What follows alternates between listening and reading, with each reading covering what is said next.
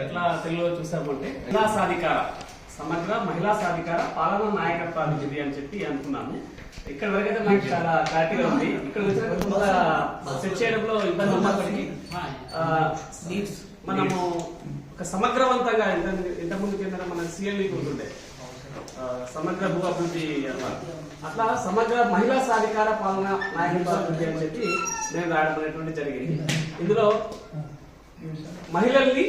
మహిళల్ని సమగ్రవంతంగా సాధికారత వైపు పయనింపజేయడానికి ఒక పాలనాపరమైనటువంటి నాయకత్వాన్ని అభివృద్ధి చేయాలనేది, అడ్మినిస్ట్రేషన్ చేసేటువంటి ఒక నాయకత్వాన్ని, లీడర్షిప్ చేసేటువంటి నాయకత్వాన్ని డెవలప్ చేయాలనేటువంటి క్రైటీరియా నేను చూస్తాను.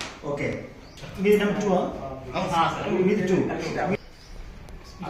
ఏంటంటే మహిళలకు సంబంధించి మహిళలకు సాధికారత అంటే నాయకత్వ లక్షణాలు కానీ, సాధికారత కానీ, సమర్థవంతంగా పరిపాలన కానీ, లేకపోతే వాళ్ళు వ్యవస్థలు పనిచేసేటప్పుడు ఏ పనులు చేసినా సమర్థవంతంగా చేయడం కోసం, ఆ నిర్వహణలో అంటే పరిపాలనలో లోపం రాకుండా సమర్థవంతంగా చేయడం కోసం, దాని ద్వారా అభివృద్ధి సాధించడం కోసం ఈ అంటే మహిళా సాధికారిత సమర్థవంతమైన నాయకత్వ పరిపాలన అభివృద్ధి అనేది డెఫినేషన్ మరియు సమర్థవంతమైన నాయకత్వ పరిపాలన అభివృద్ధి, పరిపాలన మరియు అభివృద్ధి. ఓకే సార్, మహిళా సాధికారత మరియు సమర్థవంతమైన నాయకత్వం ద్వారా